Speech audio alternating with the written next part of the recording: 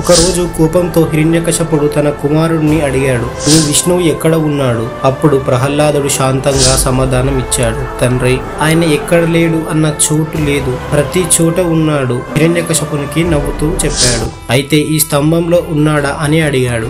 అవును అని ధైర్యంగా చెప్పిన ప్రహ్లాదుని మాట విని హిరణ్యకశపుడు కోపంతో స్తంభాన్ని కొట్టాడు.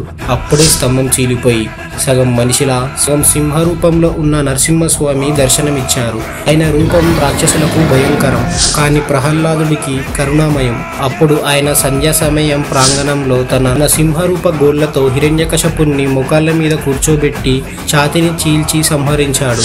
సంహారం జరిగిన తర్వాత కూడా నరసింహస్వామి ఉగ్రం తగ్గలేదు. అప్పుడు చిన్న ప్రహ్లాద చేతులను మడిచి ప్రార్థించాడు, ప్రభు, మీరు శాంతించండి, మీరు భక్తులను రక్షించడానికే వచ్చారు అని.